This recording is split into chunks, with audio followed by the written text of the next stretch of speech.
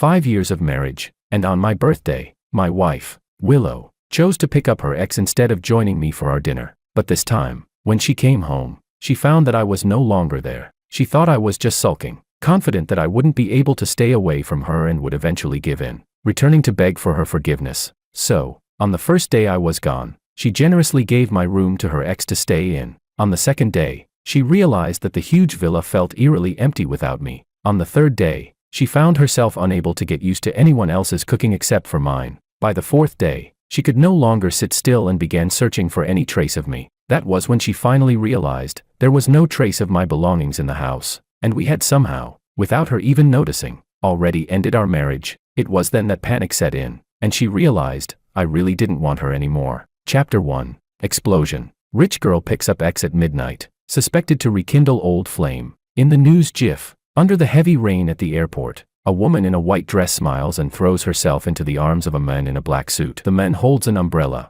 carefully tilting it over her head to shield her from the rain. I repeatedly zoom in and out of the news image, but I can't quite make out the expression on the woman's face. Just then, a voice of inquiry rings in my ears. Sir, our restaurant is about to close. Do you still wish to continue waiting? Boom. A loud thunder rumbles, and the rain intensifies. I turn my head to look outside the window, and the glass reflects an emotionless face. Today is my birthday, but I couldn't feel less happy. For this birthday, I had booked her favorite restaurant half a month in advance and spent most of the day confirming the menu with the chef. I woke up early to get ready, bringing her favorite matcha cake to the restaurant. Though it was my birthday, everything was arranged according to her preferences. Even though she hadn't come, I knew she was busy. I didn't dare to rush her, let alone disturb her. So I waited. I waited until nightfall. When the city lights began to glow, I waited while the waiter came over again and again to ask if I wanted the dishes served. I waited until the exquisite dishes turned cold. I waited until the warm feelings in my heart had faded. She still hadn't come.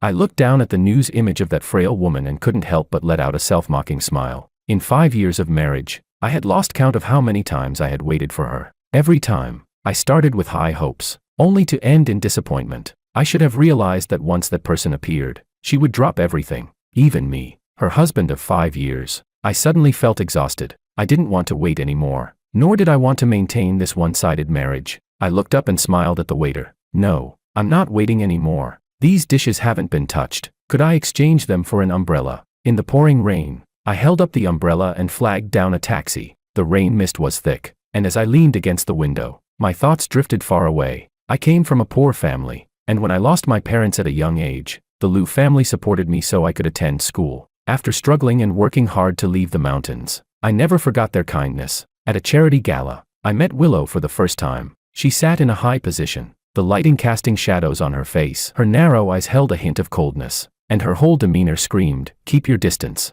Just one glance, and I felt like I was being sucked into a vortex, my heart inexplicably racing. Seeing her nameplate on the table, I gathered the courage to approach, introduce myself, and thank her. She looked up at me, took a small sip from her champagne glass, and lazily asked, "What brings you here?" I took a deep breath and expressed, without reservation, the gratitude I felt for the Liu family's help over the years. When she heard that I was here to repay a favor, her slightly tipsy eyes scanned me from head to toe. Then she smiled lightly and said, "Repay a favor? I have no need for fame, wealth, or power, but I am lacking a man to show off. Would you be willing to offer yourself?" In that moment, I was shocked, helpless, yet somehow, I heard myself say, "Okay." No proposal, no wedding, no ring, no media coverage. We simply went to the registry office and got married. Perhaps it was too easy, which is why she never truly valued this relationship. In the 5 years of our marriage, I had always tried to get close to her heart. I thought I hadn't done enough, but later, I realized there was never a place for me. Her heart had always been reserved for one person,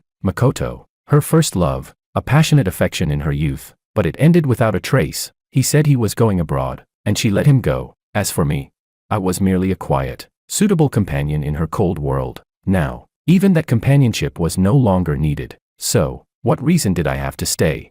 But Willow never forgot him. I slowly realized that I had been nothing more than a tool for her to get over her past heartbreak. The day she first proposed marriage to me was the very day Makoto officially announced his wedding abroad. Our wedding house was the very villa she had once looked at with Makoto. The restaurant we chose to celebrate our wedding anniversary was the same place where she had confessed her love to Makoto for the first time. Too many coincidences made my love for her gradually fade away. Beep. The notification sound pulled me out of my thoughts. I opened my phone and saw a message from the person with a black profile picture. Something came up today. I'll celebrate your birthday with you next year. I smiled lightly. Next year? Willow, there is no next year for us. Our marriage ends today. It was you who proposed the wedding back then. And now, it's me who is proposing the divorce. Chapter 2. The car stopped steadily in front of the villa, and the man in a black coat carefully held the umbrella while gently guiding the woman in his arms up the stairs. The front door was suddenly thrown open, and the housekeeper rushed over to take the umbrella from his hands. Willow paused, not seeing the familiar face she expected, and furrowed her brows. She didn't pass her coat to anyone. Instead, she simply draped it over her arm. "Where's Mr. Wong?" she asked. "Mr. Wong hasn't returned yet." Willow halted. It was then that she remembered today was supposed to be spent celebrating George's birthday. However, she had gotten a call from Makoto halfway through, which led her to turn around and head to the airport. She glanced out the window. The sky was as dark as unrelenting ink, and the howling northern wind carried fine raindrops. Moisture seeped through the slightly ajar window, and a chill swept through. A tinge of guilt stirred inside her. Would George be upset?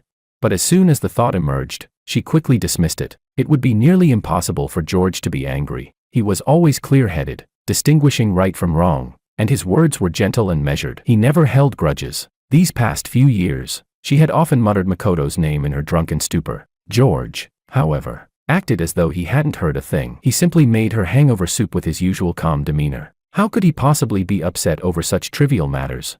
The housekeeper, sensing her fleeting worry, hesitated and asked, "Miss, should I call Mr. Wong?" Willow shrugged it off casually. "No need. He'll be back soon. When he comes, have him stop by the study." Then she turned softly to Makoto. "It's getting late. You can sleep in his room." Makoto looked at her with hesitation. "Isn't that a bit inappropriate? After all, that's Mr. Wong's room." She shook her head. "He won't mind." I stepped out of the taxi, holding the umbrella I had exchanged for dinner. The cold rain slid off the edges of the umbrella, forming a curtain of water that separated me from the world. But this umbrella couldn't block out the biting wind, nor could it shield me from the deepening chill in my heart. I tightened my coat around me, my fingers numb with cold as I walked for what felt like forever, finally stopping in front of a riverside apartment. Without hesitation, I signed a 6-month lease. I knew this time, I wasn't planning to go back. As soon as I closed the door behind me, the phone rang. I looked at the screen, my brows furrowing. "Makoto." I still swiped to answer. "Mr. Wong." "Hello, this is Makoto." His voice was soft, as if just steeped in warm water, fake and polite. "I heard you and Willow had some misunderstandings because of me. I'm really sorry and concerned. I think it's necessary to explain the relationship between her and me." I stood by the window, the rain pattering against the glass, sharp but irritating. "Although we dated, that was in the past. We're just friends now. I sincerely hope you two are happy and that you won't let me cause any misunderstandings. If possible, could you please give her a call? She's really worried about you." I almost laughed out loud. If Willow truly cared about me, would she really have waited until now to make a single call? She wasn't lacking resources or ability. If she wanted to find me, she could do so in an instant. And yet, I ran away from home, and the first one to call me was her ex. How ironic. I didn't want to listen to his pretentious words any longer, so I hung up the phone without hesitation. But within a few seconds, the phone rang again, call after call, persistent like a patient hunter. I held out until the last one, then finally picked up. This time, the line was oddly silent. I didn't speak, and he didn't rush to say anything, as if waiting for my patience to wear thin. Finally, he let out a low laugh. "Seems like you're not as reasonable and generous as Willow said." His voice carried a touch of contempt. "I thought you could endure more, especially after 5 years of marriage. Now you're throwing a tantrum. This is all you've got." I didn't respond, only glanced out the window. He continued, "George, running away from home won't affect her. If you were a little more perceptive and gave up your position willingly, I'd have Willow offer you some compensation." "Compensation?" I spoke softly, my tone nearly frozen. "All right." There was a brief pause on the other end, as if he hadn't expected me to agree so quickly. "What did you say?" I sat back down on the couch, my eyes lingering on the unopened cake box. I spoke softly. "Since Mr. Ito has already considered the compensation issue for me, why don't we meet and discuss the details?" I paused, a faint smile tugging at the corner of my lips. "Tomorrow morning, same place, the cafe." Chapter 3. The next morning, I didn't rush to leave. After all, he would definitely wait. Makoto was the type who thought he had the entire situation under control. He always believed that as long as he showed up, everyone would give him face, including me. By the time I walked into the cafe at my own pace, he was already seated, his expression impatient. He stirred his coffee, the cup nearly empty. I sat across from him, and before I could speak, he couldn't hold it in anymore. Didn't we agree on 9 o'clock? You show up at this hour. Are you trying to mess with me on purpose? I let out a scoff, my tone calm. Yes, Mr. Ito, I'm messing with you. His face changed instantly, and he raised his hand as if to slap me. I blocked it with one hand, pushing him back with the other. He stumbled and fell back onto the sofa. The air was terrifyingly still. He glared at me, his eyes burning with anger. It seemed that in his mind, I was still the gentle, docile figure, the nominal husband who wouldn't fight back. I stared back at him, my tone still level. If you can't even sit still in Willow's husband's seat, don't rush to steal someone else's chair. It seemed like he finally realized his hasty behavior and straightened up, watching me carefully. There was confusion in his eyes. I knew he was wondering why I wasn't the man he imagined I should be. No rage, no heart-wrenching frustration, no outburst of curses. I simply sat there, like a passerby enjoying a stroll, sipping my coffee slowly. I wasn't without anger, but once you've given up, even your anger feels unnecessary. He finally calmed down, cautiously asking, "You didn't call me here just for coffee, did you?" I put down my cup, slowly taking out the divorce agreement from my bag and sliding it across the table to him. The words, "divorce agreement," were clearly printed on the front page. He froze for a moment, his eyes widening instinctively, as though he was making sure he wasn't seeing things. What do you mean?" I spoke softly. "Didn't you want me to divorce Willow? I'm agreeing to it." I paused, watching the gleam of excitement start to form on his face, nearly making me laugh out loud. "But I have two conditions. You agree to them, and once the cooling-off period ends and the divorce certificate is in hand, I'll disappear from your world without leaving a trace." He fought to suppress the smile that was threatening to break out, trying his best to remain composed. "What conditions?" I looked at him, my tone still calm. "First, I still have some personal belongings at the villa. When I send you the address, I need you to pack them up and mail them to me. Second, I've already signed this agreement. I need you to find a way to get Willow to sign it too, and she can't know that I'm the one initiating the divorce." He furrowed his brow. "Aren't you going to give it to her yourself?" I let my gaze drift toward the window, where my emotionless reflection stared back at me. I remembered many years ago, outside the Civil Affairs Bureau, when she had turned to ask me, "Are you sure this isn't just an impulsive decision?" At that time, I hadn't thought much about it. I just felt incredibly lucky that this woman, who seemed so high above me, was willing to marry me. I was eager to have her, wishing I could seal the deal right away. But over the years, I came to realize that neither fate nor love could be obtained through sheer effort. I had always known about her past with Makoto. I had thought about divorce before, but I lowered my voice, as if telling an insignificant story. Because the Liu family has a rule: children can only lose a spouse, they cannot divorce. So you see, from the very beginning, I never had a choice. Perhaps before, I still held onto a glimmer of hope, which is why I hadn't pushed forward. But now, no matter what, I was determined to get a divorce, even if I had to ask her ex for help. I didn't know when Makoto left. I looked at my empty bag and finished the last sip of my coffee before disappearing into the crowd. Chapter 4. This was the third day that George hadn't come home. Willow took a bite of the tasteless sandwich and followed it with a sip of overly milky coffee, her brows knitting in distaste. She set the cup down with a thud, tossing the sandwich back onto the plate, and looked at the housekeeper standing nearby. "Did we change chefs? Why is the food so awful?" The housekeeper, looking troubled, hesitated for a moment before answering. "The chef hasn't been changed, miss, but all your meals have always been prepared by Mr. George himself. We're not familiar with the exact recipes he uses." Once the housekeeper started talking, she went on, recounting all the things George had done for Willow over the past 5 years. Apart from the meals, every detail of her life, her clothing, food, shelter, and daily routines, had been managed by him. Even when he occasionally went on business trips, he would take care of everything beforehand, making sure to call multiple times a day to remind the staff. Willow sat frozen, unable to process. She had never known that he had done so much, and he had never told her a word about it. Looking at the cold breakfast on the table, her mind was flooded with a whirlwind of thoughts. On the 5th day of George's absence, Willow finally realized that he had run away. She picked up her phone and, for the first time, called him. From the expansive terrace, she could see the sunset slowly sinking into the horizon, the sky gradually enveloping itself in darkness, and her heart, like the setting sun, sank little by little, growing heavier with impatience. He didn't answer the phone, not once. Willow took a deep breath, deciding to call his family. But then, she suddenly remembered that George was an orphan, his only grandmother having passed away several years ago. She scrolled through her contacts again, but after several attempts, she realized that she didn't even know who his friends were. She pushed open the door to George's room, hoping to find some clue inside, but the moment she pushed the door open, she froze in place. Though she rarely entered George's room, she had a vague memory of how it was decorated. His gentle nature meant that aside from the essential furniture, there was nothing else in the room. Now, the room was filled with all kinds of antique trinkets, luxury watches, and vibrant, colorful clothing. It was unrecognizable from the way it used to be. Just as she was about to ask the housekeeper who had rearranged the room, Makoto appeared at the top of the stairs, holding a large bouquet of roses. "Willow, the roses on the rooftop are blooming beautifully, so I picked some for you." His words faltered when he saw the darkened expression on her face. What's wrong?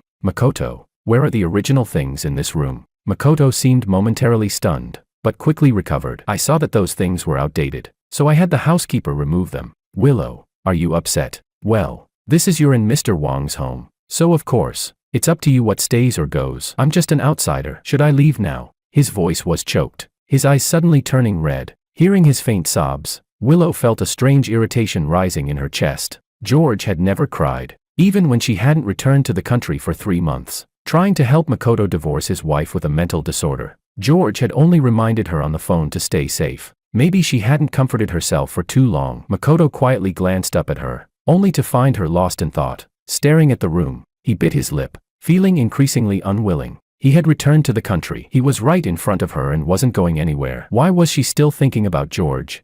The more he thought about it, the more aggrieved he became. His tears began to fall. "I shouldn't have come back. I shouldn't have stayed in his room. I'll leave now." He threw the bouquet of roses aside and turned to run out. "Makoto." Willow snapped out of her trance and hurried to chase after him. "Let go. Let me go." Makoto cried uncontrollably, his eyes filled with pain. "If it weren't for me, if I hadn't come back to the country, if I hadn't bothered you with all this, he wouldn't have been so upset." The harder he struggled, the tighter she held onto him. "What does it have to do with you? He's the one who's being unreasonable." "Unreasonable? Didn't you spoil him?" Makoto bitterly smiled. "Do you know, every time I couldn't sleep because I missed you, I would ask people in the circle about you, but every time, the reply was always that you were with him." Before he could finish, he began crying again. Willow couldn't hold back any longer and blurted out, "Why did I marry him? Others may not know, but don't you know?" Makoto, teary-eyed, stared at her in disbelief. "Was it really because of me?" Willow didn't answer, but her silence was the clearest affirmation.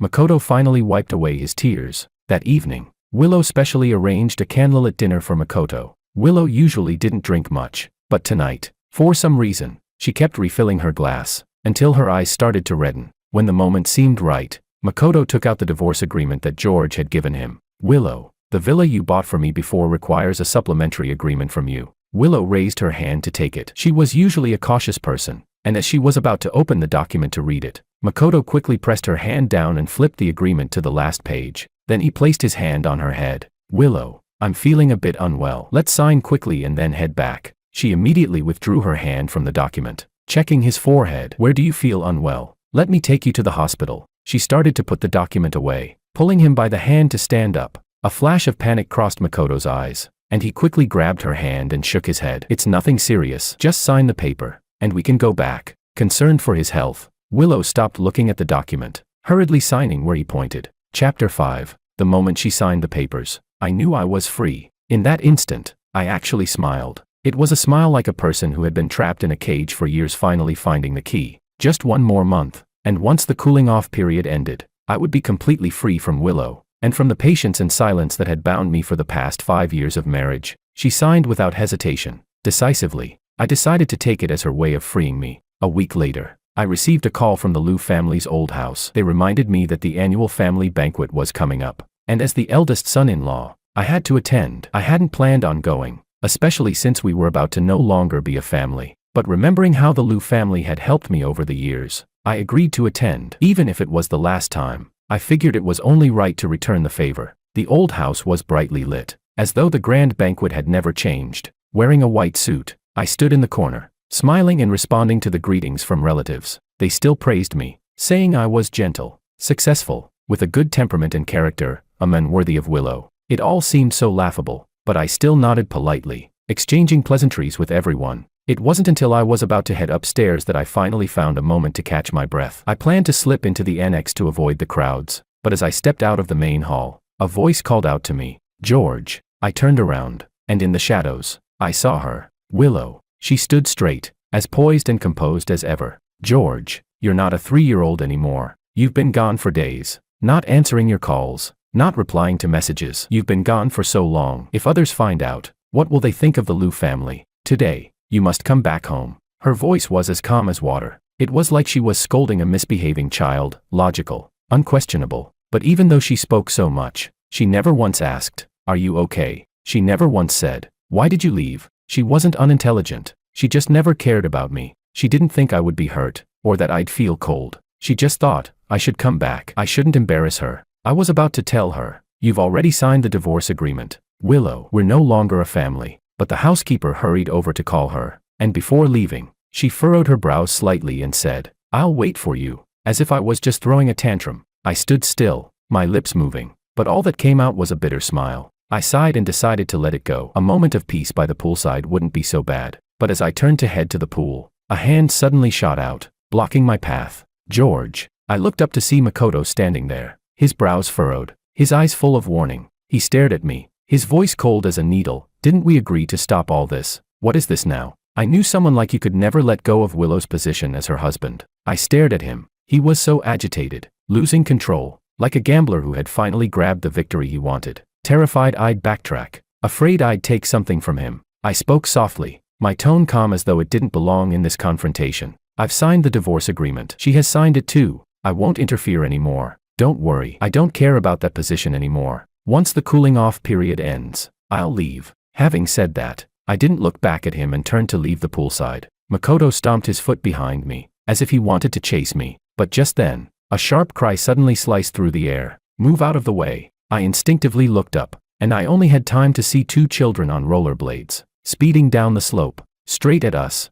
There was no time to think, no time to dodge. Bang! Everything spun, my feet slipped, and I was violently knocked into the pool. The icy, biting water enveloped me in fear and panic, pulling me under. I've always been afraid of water, a fear that has haunted me since childhood. The more I struggled, the deeper I sank, tangled by the water weeds and the relentless current. Instinctively, I waved my arms, trying to push toward the shore, but my limbs were already out of control. Each time I tried to fight, more water flooded into my throat. Cold water rushed up my nose, searing my throat and lungs with a fiery sting. I fought with every ounce of strength I had, breaking through the surface, gasping for air. My eyes flickered toward the shore, hoping for help, and there I saw her, Willow, standing at the edge. Her eyes darted between me and Makoto, just for a brief second, and then, she jumped. My heart skipped a beat, but the next second, I realized, she wasn't headed toward me, she was heading for Makoto. Without hesitation, she swam to him, pulling him out of the water. Just like so many times before, I shouldn't have been surprised. It wasn't the first time. I had merely repeated a choice she had long ago made. But this time, it was a choice of life and death. She still didn't hesitate. She would never jump into the water for me. The last bit of strength I had left slipped away. The sound of water around me grew more distant, and the light before me dimmed. It felt as if my lungs were on fire, and my head became unbearably heavy. I heard someone shouting my name, but it was already muffled, fading into nothing. All I could remember was her figure, her decisive leap into the water. Not for me. It was never for me. Chapter 6. I don't know how long I was unconscious. When I finally opened my eyes again, the world before me seemed shrouded in a fog. The light was blinding, and the air was filled with noisy, cautious voices. I struggled to turn my head and saw a circle of people by the bed, Liu family elders, each one smiling at me, offering polite words like, "It's good to see you awake. Rest well," and "Willow has been through a lot these days." They were smiling, but there was a distinct wariness in their tone, as if afraid I might slip away again without taking another breath. Willow was sitting beside me. Her hand quietly found mine. It was a kind of intimacy I hadn't felt in a long time. I turned to look at her. Her face was soft, even carrying a trace of an indescribable gentleness and caution. She smiled, and softly spoke. "George, I'm pregnant. We are going to have our own child." I froze. It felt like someone had dropped a bomb in my ear. "Pregnant." I repeated the word, dazed, my mind suddenly stalling, frozen for several seconds. Her hand rested on the back of mine, and I instinctively placed my hand on her abdomen. There was no visible curve yet, but I could feel the warmth, something undeniably real. My fingertips tingled. The home that I once thought I no longer belonged to, now had a little life growing in it, a life passed down through our blood. If this were before, I would probably be speechless with excitement. But now, my heart felt like an empty void, numb and blank. I didn't know what expression to show in the face of this news. Seeing my silence, Willow misunderstood my reaction. Her voice softened, as if afraid of disturbing me, or perhaps with a hint of hesitation. I know you're upset because of the incident in the water, but the situation was so sudden. I really feared for Makoto's safety. You understand, don't you? She said it so naturally, as if she was talking about something trivial. She still thought I was unhappy because she had saved Makoto when we fell into the water. She still didn't think she had done anything wrong, and I was too tired to explain. The breath I had been holding in for so long had already dissipated. I didn't have the strength to scold or argue anymore. I simply watched her in silence. She was still waiting for me to say something, and her eyes even held a rare tenderness. But I just slowly lifted my hand, gently pulling away the one she had been holding. I'm tired. My voice wasn't loud, but it was unmistakably clear. You're pregnant. Rest well. She seemed not to understand, nodding lightly. I'm fine. You rest. I'm going to check on Makoto. My eyelids fluttered slightly, but I didn't say anything else. When she finally got up and left, I slowly closed my eyes. The room grew quiet. Only the beep-beep of the medical machines and the rhythmic rise and fall of my chest breaking the silence. Willow was pregnant. The child was mine. Yet, for some reason, I felt no joy about becoming a father. Instead, I felt absurd. Because of the incident in the water and Willow's pregnancy, the entire Liu family had showered us with affection, treating us like precious treasures. Expensive supplements and treatments were constantly delivered to our room. I knew Willow was just being sentimental because of the pregnancy. For the past few days, she had hardly left my side, which made me uncomfortable. Since our marriage, we had rarely lived together, especially after she dealt with Makoto's divorce. We became nothing more than strangers under the same roof. Now, she sat beside me, reading a document in her hands. Every breath she took was clear and audible. The thing I had once eagerly awaited had finally come to pass. But instead of joy, all I felt was a strange impatience. But since Willow was pregnant, my moral boundaries kept me from reacting as I would have otherwise. So, I closed my eyes and pretended to sleep. Makoto, upon hearing from the housekeeper that Willow was pregnant, gritted his teeth, a flicker of anger stirring in his eyes. He had planned to divorce Willow and sever all ties. Now that she was pregnant, was this a ploy to keep me from leaving?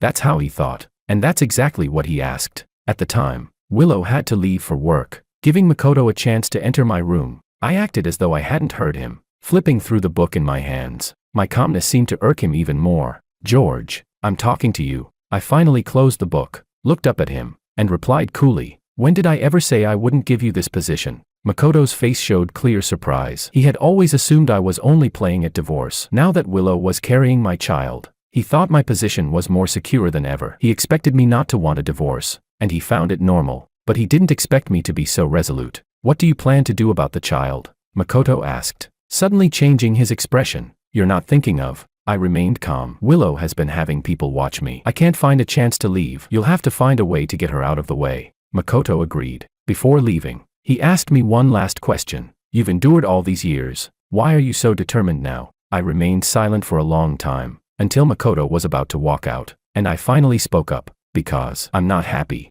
I had always known that Willow loved Makoto. All these years, she went abroad to see him, stayed with him, thought of him. I had endured it all. Enduring for 1 year, 5 years, a lifetime, it was all the same. I had considered just putting up with it. After all, what was the harm in enduring? Eventually, I'd get used to it, and things would get better. But at night, I couldn't sleep. My heart burned with a constant, gnawing ache. There were words that kept tumbling around in my mind, things I couldn't suppress. I wasn't happy. Willow, these years of marriage, I've been so unhappy. A person only has 30,000 days to live. From now on, I want to live the life that belongs to George, and never again will I spend my time trying to please a woman who doesn't love me. Chapter 7. Late at night, I had just finished my shower and was sitting on the edge of the bed, drying my hair. The guest room lights were off, and the only light came from the moon outside, casting a hazy glow across the room. I heard her footsteps pause outside the door, hesitant, as if she was preparing to enter. But before I could get up, my phone rang.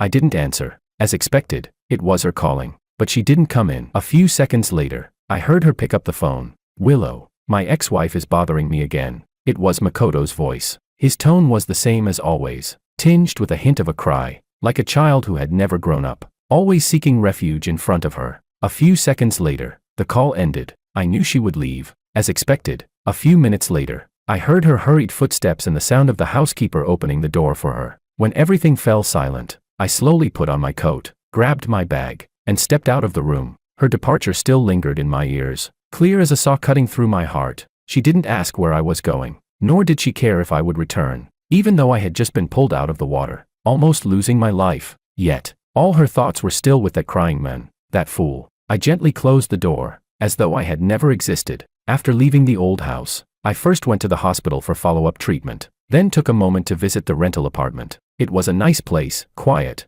by the river, undisturbed. I locked the signed divorce agreement in the drawer. Soon, once the cooling-off period was over, I would be able to leave this long, one-sided play. She called again. Perhaps realizing I had truly disappeared, she suddenly remembered I was still around. I didn't answer, not once. From the moment she jumped into the water to save Makoto, I knew what my position was in her heart. It wasn't that I was being petty or overly sensitive. It was the truth I had finally accepted. I was just a temporary replacement in her life. Later, she seemed to have stayed with Makoto and didn't return for a while. But she did send me a text message. Makoto's ex-wife is making trouble again, so I have to stay and keep him company tonight. I'll be back in a few days. Take care of yourself while you're at home. I replied with a single word. Understood. I threw my phone onto the bedside table, leaned back in the chair, and closed my eyes. I had imagined countless times what she would be like when she returned, worried, apologetic, or at least offering a stiff explanation. But she gave me nothing. She chose someone else,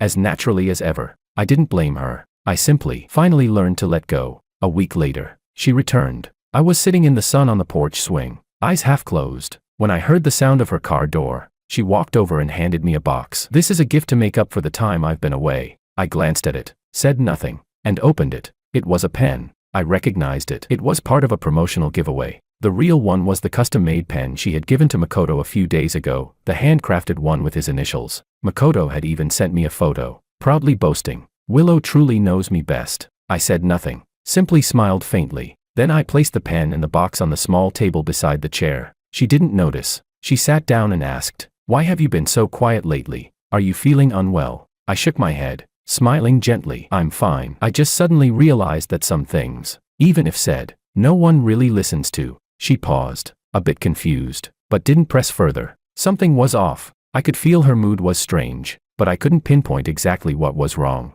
She didn't rush to leave as she usually did. Instead, she sat beside me and spoke softly, as if she were discussing what to have for dinner. "Next weekend is our 5-year wedding anniversary. Let's have a wedding ceremony." I turned to look at her. Her face was calm, and there wasn't even the slightest change in her eyes as she said it. It felt as if she wasn't talking about a wedding, but just organizing some trivial dinner plans. I knew she was trying to make up for things. She thought this would make up for all the frustrations I had suffered these past months. But as I looked into her serene eyes, I couldn't bring myself to feel any joy. If this were before, I would have been upset. The kind of sadness that would wrap around me like a heavy cloud, smothering me until I couldn't breathe. But not anymore. Now, I felt nothing. It was like a stagnant pool of water. No matter how the wind or rain lashed at it, it never rippled. So I didn't say anything. Seeing that I didn't object, she took it as my agreement. Over the next few days, she personally hired a designer from France to create her wedding dress. I sat with her in the living room as she flipped through different wedding gowns on her tablet, occasionally looking up at me and asking, "Do you think this one looks good? Or would this one suit me better?" I looked at the snow-white gowns on the screen, and memories from long ago suddenly surfaced. On our wedding day, what we had really done wasn't getting married. We had merely gone to the registry office and gotten a certificate. She had received a phone call right outside the Civil Affairs Bureau. I remembered how her expression had changed suddenly, her face turning cold, and then she looked up at me and said, "Makoto's in trouble. I have to go abroad." She left in such a hurry, didn't explain a thing, and I was left standing outside the Civil Affairs Bureau, holding the bouquet I had specially ordered for her. We had promised to have a proper wedding within a month, but after Makoto's troubles, the wedding was postponed over and over. I never could bring myself to throw away that bouquet. I quietly placed it in the fridge, and only when it had withered did I throw it out. I used to think that if she ever turned back, we could still make up for it, but now, she was finally offering me a wedding, and all I felt was irony. We were about to get divorced, and yet she still thought a wedding could make up for everything. Whatever she did, it was too late. Chapter 8. 3 days before the wedding. With Willow's wedding preparations in full swing, the Liu family's old house became bustling once again. The servants were coming and going, even walking briskly, yet I couldn't shake the feeling that this noise had nothing to do with me. And in truth, it no longer did. Taking advantage of their distraction, I quietly called Makoto to the dress-fitting room and handed him the tablet. "The wedding dress is made to my measurements," I said. "Our body shapes are similar, so try it on. If something doesn't fit, you can adjust it on the tablet, and I'll have the designer make the final adjustments." He looked at me in confusion. "Isn't this your wedding? Why should I wear it?" I met his gaze, my voice flat, almost cold. "The day Willow holds her wedding, It will also be the day the divorce cooling-off period ends. I'll leave the wedding with the divorce certificate. The bride can't stand on the stage alone. You're the person she most wants to marry, so naturally, you'll take my place. I paused, letting my words sink in as I noticed the shock on his face. Makoto, I wish you both the happiness you deserve. As I spoke those words, my voice was steady, without a hint of hesitation, and my eyes held no sorrow or regret. At that moment, I think he finally understood. I had truly let go of Willow. 2 days before the wedding, I had just gotten out of the bathroom, drying my hair as I walked toward the living room sofa. She was sitting there, her laptop on her lap, with her phone glowing beside her. I saw her brows twitch slightly, as if she noticed something. We're getting married soon, she suddenly asked. Why did you buy a plane ticket? I paused for a moment, then quickly regained my composure. Plane ticket? You must have seen something wrong. Probably just a spam message. She nodded and didn't ask further. After the lights went out, we lay on the bed, back to back. Her breathing was deep and steady, quickly falling into a peaceful sleep. I, however, lay awake, staring at the ceiling, unable to sleep through the night. The day before the wedding, I pulled out the diary I had kept hidden for 5 years from the very bottom of my suitcase. The edges of the pages had worn thin, and as I flipped through it, it felt as though I was reading the story of another me, someone who had been weak, patient, and persistent. October 1, 2019. I got married today, to the person I loved, but my bride flew abroad that night, just to see her ex wearing a groom's suit. I had been so foolish that day, willing to give her the plane ticket and send her to the airport. The tears that had stained the pages were now yellowed, and I gently ran my fingers over the page before continuing. December 30, 2020. It was the first time someone spent New Year's Eve with me, but I wasn't happy at all. The place she took me to was his favorite bar. Did she want to spend the new year with me? Or did she just want to use me to reminisce? I think it was the latter. October 1, 2021. Our wedding anniversary. I took her out to eat. She said the restaurant had sentimental value. Later, I found out that was where she first confessed to Makoto. August 29, 2024. Makoto has returned to the country. Her eyes have started to shine again. I know it's time to leave. The thick diary was filled with all the grievances and struggles I had endured over the past 5 years. From hopeful beginnings to daily torment. And finally, complete resignation. I once wanted so much to be loved by her, even just a little, but now, all I wanted was to leave. I picked up the pen and wrote the final words on the last page. September 31, 2024. I've decided to leave. Willow, I don't want you anymore. I placed the diary and the divorce agreement in the drawer by the bedside. Then I stood up and gave one last look at the festive room. Turning my face, I smiled, filled with a yearning for freedom. As the clock struck, I disappeared into the vast night. Chapter 9. The day of the wedding. The ceremony hall was softly adorned with flowers and white lace, and the sunlight filtered through the stained glass windows, casting dappled shadows on the floor. The atmosphere felt warm and romantic, adding a touch of tenderness to this sacred moment. Willow stood at the end of the rose path. What was supposed to be just a makeup wedding now had a different feel altogether. As she stepped onto the stage, she realized she was actually feeling a sense of anticipation. She had never seen George in a groom's suit before. Just the thought of herself in a wedding dress, blushing and slowly walking toward George, made her heart inexplicably race. To the sound of the music, the bride, wearing a veil, lifted her skirt and walked toward him. Mr. George, do you take Miss Lou as your wife, to love her, cherish her, respect her, accept her, and remain faithful to her in sickness and in health, in poverty and in wealth, until death do you part? The groom nodded. I do. Miss Willow, do you take Mr. Wong as your husband, to love him, cherish him, respect him, accept him, and remain faithful to him in sickness and in health, in poverty and in wealth, until death do you part? She nodded. I do. Amidst applause, the priest solemnly declared the couple married. A smile tugged at the corner of Willow's lips, but as the men leaned forward to lift the veil and kiss her, she suddenly clutched the veil tightly, refusing to let go. The man assumed she was shy and gently lowered his head, soothing his wife. Willow, don't be scared. At the moment she saw his face, her pupils contracted in shock. Makoto.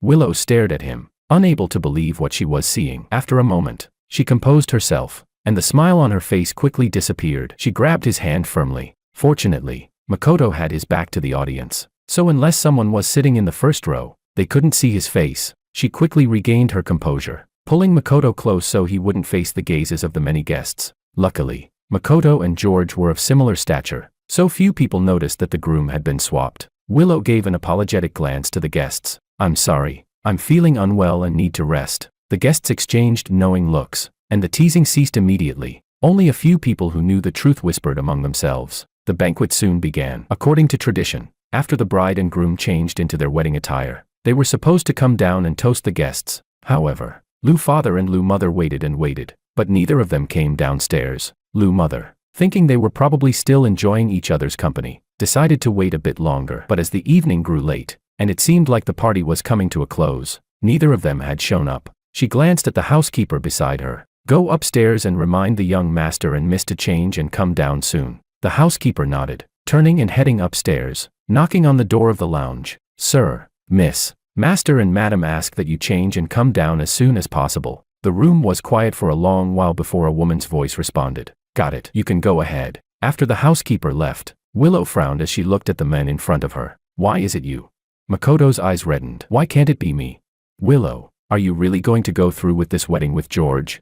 If it weren't for what happened back then, the person standing here marrying you would have been me. I'm just taking back what was originally mine." Chapter 10. The sound of broken sobs echoed in her ears. She looked at the man crying with his face covered, and for the first time, she didn't have the patience to comfort him. She pinched the bridge of her nose. "Makoto, this is not the time for this. You need to understand. This wedding is different. It's the first time I'm publicly announcing my marriage. This is significant. My name and George's have already appeared on the front pages of various news outlets. The whole city knows he's the groom. If we suddenly change the groom now and it gets out, the consequences could be disastrous. I'm doing this for your own good." But Makoto didn't want to hear this. He only felt that her refusal to publicly announce the groom change meant she didn't love him. "Willow, if you really love me, announce it now. Tell everyone the groom has changed. Otherwise, I'll leave right now." He stood up, about to leave, but she stepped in front of the door, blocking his way. He smirked, thinking, of course, she cared. She wouldn't let him leave, but the next moment, her words slapped him in the face. "You can't leave now."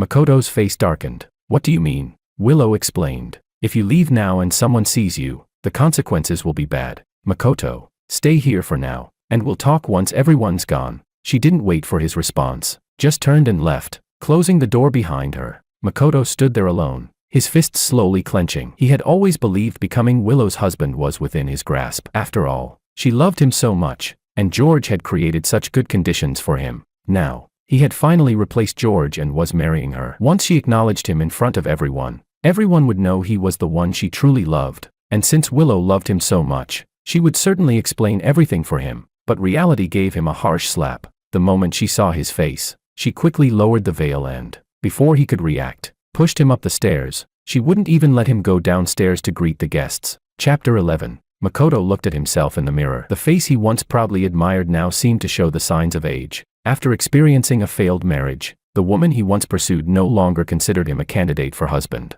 Now, his only option was to hold on tightly to Willow to get back into the wealthy circle. So, how could he just meekly follow Willow's instructions?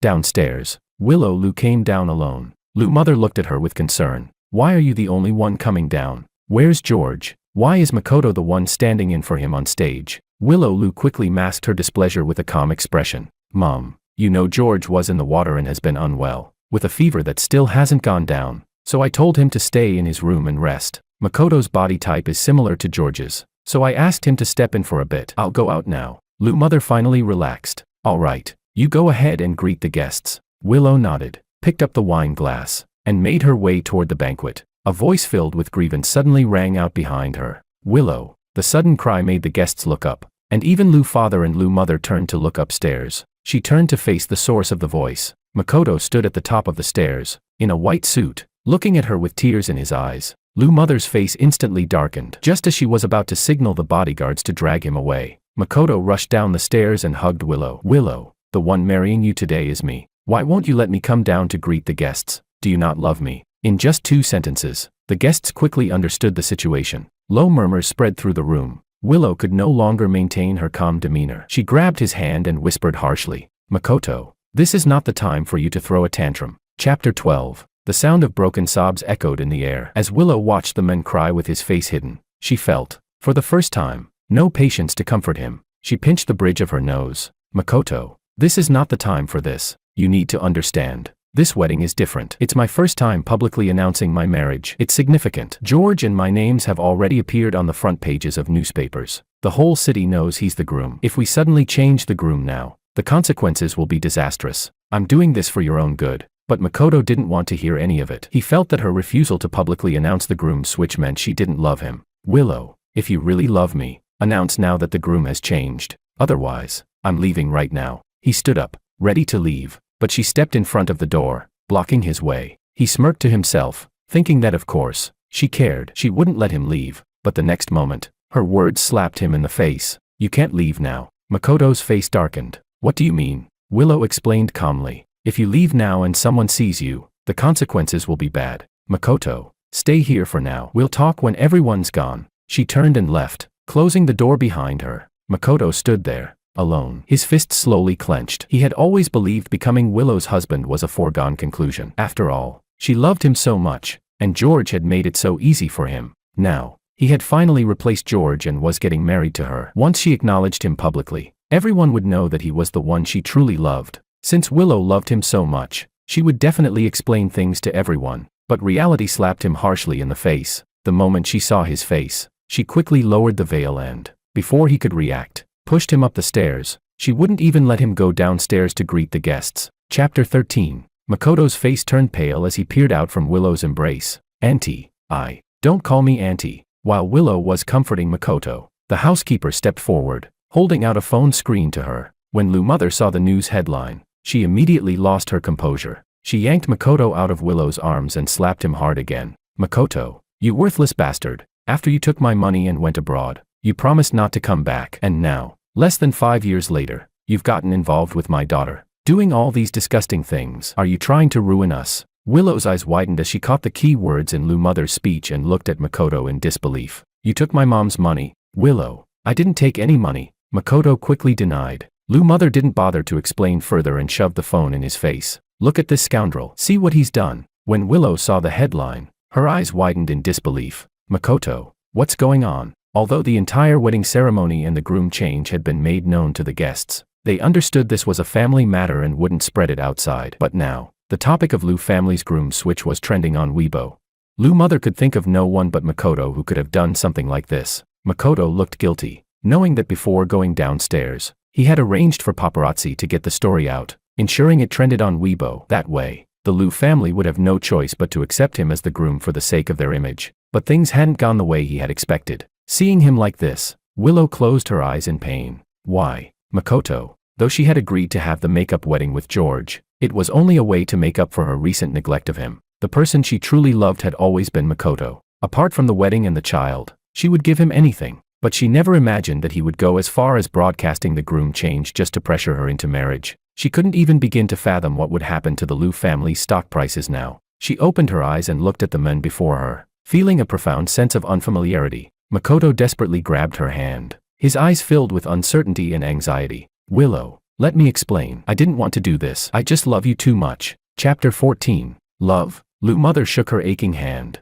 then sat back on the sofa. If you really loved my daughter, why did you come to me for money to go abroad back then? Willow abruptly looked up at her mother. Mom, what do you mean? All these years, Willow had believed her mother didn't approve of Makoto, which was why she had used money to force him to leave the country. Because of this, she had kept a distance from her mother and rarely returned to the old house, except for necessary family events. But now, the truth was that Makoto had taken the money and left on his own. The long-hidden secret had been suddenly exposed, and Makoto, pale as a ghost, collapsed onto the floor. Tears streamed down his face, but he couldn't utter a single word of explanation. Heh. Willow gave a bitter smile, covering her face with her hand. She had suffered so much, making countless excuses for his departure, but the truth was that he had taken the money and left on his own. The innocent love she once had for him was shattered in that moment. The image of the pure, perfect boy she had once adored was now tainted. Makoto, in his anguish, cried out, I didn't want this. I didn't want to do it. But we were just so different. I couldn't even get into your family's door. This was the only way I could do it.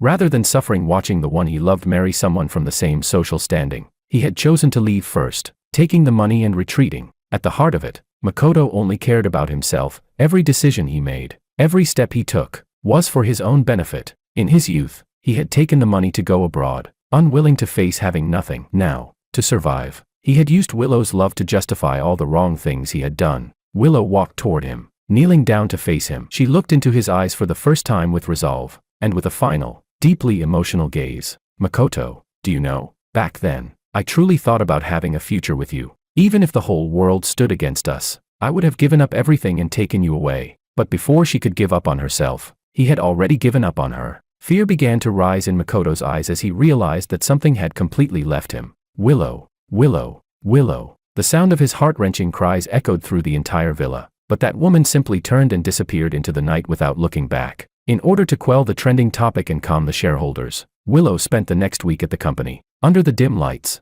her bloodshot eyes remained fixed on the computer screen, and her phone rang non-stop beside her. In the end, she slumped back in her chair, picking up the phone. Mom. Lou Mother's calm voice came through. Forget about the trending topics in the company for now. Your father will handle it. Right now, you need to bring him back, especially since you're still pregnant. Your grandfather's been worrying about this these past few days. Since the banquet ended late, Lou's father had gone back to his room after the ceremony and was unaware of the situation. He was older now and couldn't handle such stress, so they tried to hide the truth from him as long as possible. Her mother's reminder made Willow realize that since the wedding, the real groom hadn't appeared at all. She opened her contacts and dialed his number, but on the other end, there was only the sound of the line ringing, with no answer. She dialed several more times, but still, no one picked up. Only when she searched online did she realize that she had been blocked. Frowning, she dialed her assistant's number. Find out where Mr. George is. How could he leave at a time like this? Hadn't he been the one most excited about the wedding? Chapter 15. I already knew that if she truly wanted to find me, it would be effortless. The Liu family's connections and influence were not something I could easily escape. So when I pushed open the door of my apartment in a foreign land and saw that familiar yet strange figure at the foot of the stairs, I wasn't surprised. She had come. I had seen the video of the groom change at the wedding. In the footage, she was wearing the veil, hiding her emotions. While Makoto stood in for me, completing the entire ceremony, she remained as composed as ever, claiming to be unwell, which simplified the proceedings. I looked at the scene without feeling the slightest bit moved, because I had known all along she never cared about me, and now, it was the same. I stood in the doorway, looking down at her. She leaned against the car, dressed in a simple gray dress, no makeup, her hair casually tied up. She looked like a completely different person compared to the refined and perfect image she had when she was in the villa. For a moment, I even felt like she was a stranger. She spoke first. It's been a mess long enough. Don't you think it's time to go home? I laughed, a cold,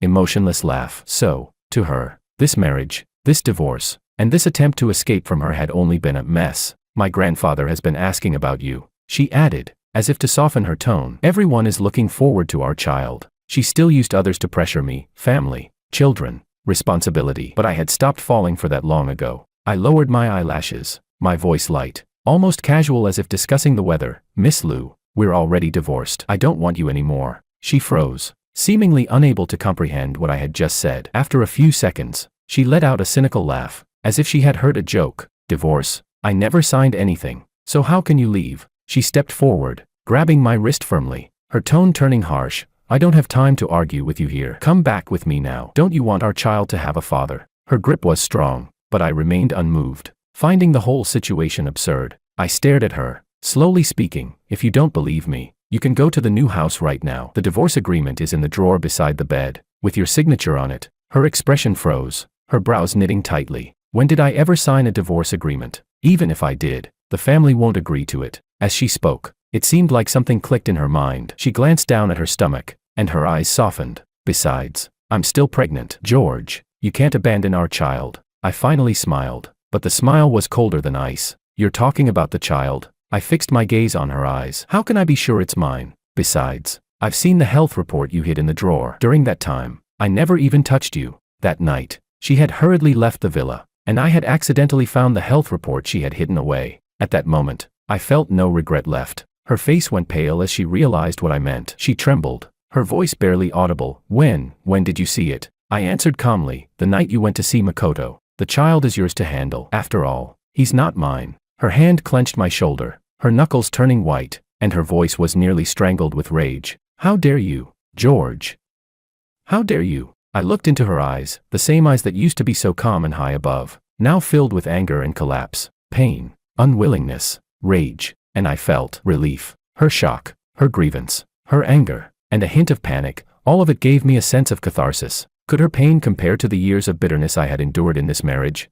It didn't even matter. I slowly pried her fingers off my shoulder, laughing for the first time with genuine freedom. What's there to be afraid of? My voice was soft, yet each word felt like a knife, cutting through all the places she had once been indifferent to me. A child born without blessings is destined to face nothing but hardships. When I said those words, I didn't feel cruel. I had made up my mind long ago. If this child were truly mine, I wouldn't be able to face him with a normal attitude. I didn't want another life to suffer the loneliness of having 2 parents, but no love. But she, with reddened eyes, shouted at me, "You said you loved me the most. Why can't you accept my child? When he's born, he'll call you Dad." I looked at her, serious, speaking each word deliberately. "If it's not my child, why should I care? Willow, are you out of your mind? Do you think no matter how much you trample on my dignity, I won't leave you?" I could feel my eyes growing red, but I couldn't control the surge of emotions. "You're pregnant. So what? As long as Makoto calls, you'll abandon me instantly, without caring if our child is in danger." "Willow, I don't want our child to ask me one day, 'Dad,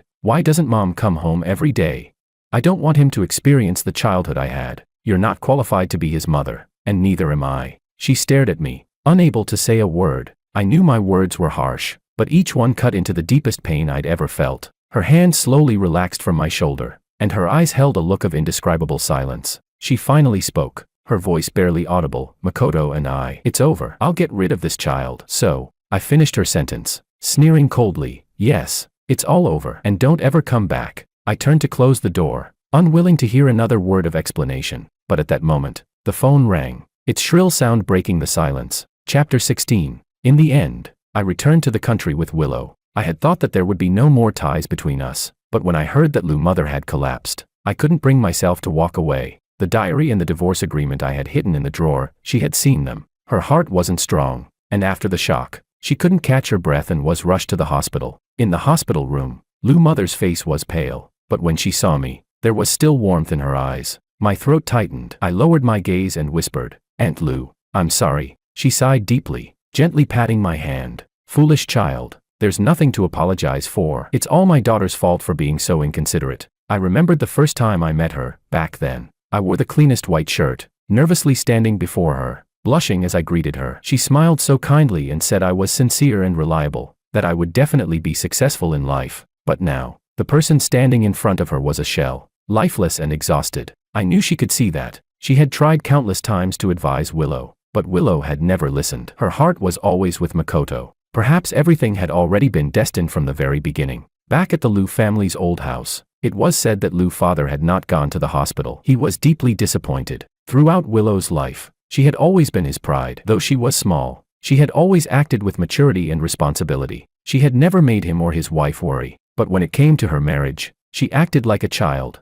stubbornly refusing to consider her husband's feelings. And now, things had reached this point. She had no one to blame but herself. "These days, you should avoid seeing your mother," Lou's father told Willow. "Seeing you just makes her angry. Go back to your room and think about it before you come back down." Willow went back to the new house, walking restlessly around the room. Things had turned out far beyond her expectations. The room still looked exactly as George had left it. On her vanity, the wedding ring he never wore still sat. She walked over and picked it up, noticing the thin layer of dust on the simple band from sitting there unused for so long. Looking at the ring, her mind wandered. During the makeup wedding preparations, she had taken half a day off to accompany him to pick out the wedding rings. The saleswoman had eagerly brought out a tray of rings, each one adorned with different gems that sparkled brilliantly in the light. Willow had thought that no one could resist such a large, shiny diamond. If George hadn't found one he liked, she could take him to her friend's studio, where there were even more beautiful ones. But to her surprise, George had bypassed the tray entirely and tapped on the corner of the counter, where a plain ring lay. It was cheap,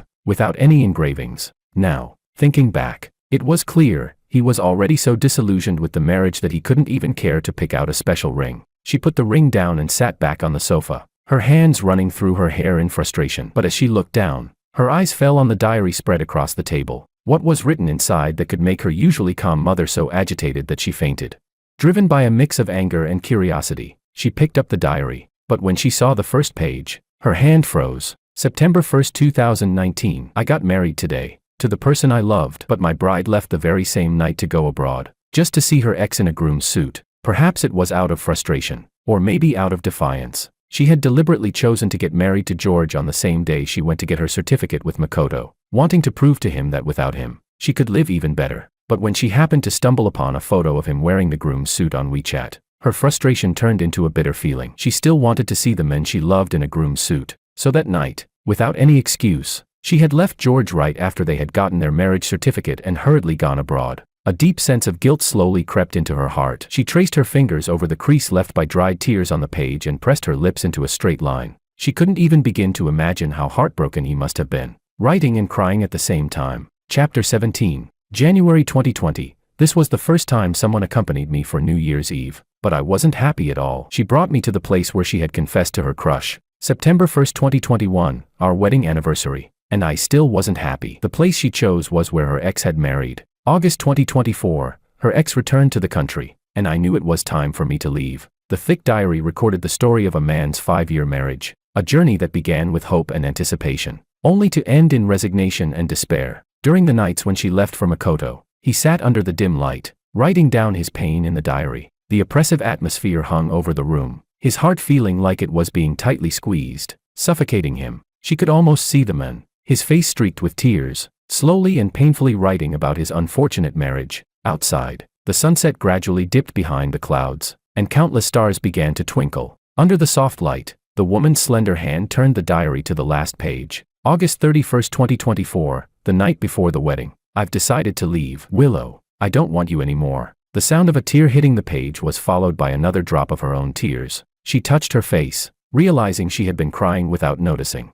That night, the lights in the wedding room stayed on all night. The next morning, when I saw her in the living room of the old house, I almost didn't recognize the woman who seemed to have aged years in a single night. She stood at the door, her face pale, bloodshot eyes, her lips devoid of their usual color. She looked fragile, as though she could break with a gust of wind. The look in her eyes was one I had never seen before, guilt. The housekeeper, nodding to her, said, "Good morning, miss," before turning to me. "Sir, your room is this way." Even though we were divorced, for the sake of Lu's father, the Lu family had tacitly agreed to keep everything quiet, refusing to reveal any details to outsiders. Hearing "sir" felt strangely sharp, yet it held a warmth I didn't want to admit, as though we hadn't yet reached this point. But I didn't want to respond, nor did I need to. She hesitated for a moment, as if about to call me, but I had already stepped toward the arranged room and slammed the door shut in front of her. I heard her laugh softly from outside, bitter and pale. At that moment, I didn't turn back. Later, I learned she had made a decision that day, without telling anyone.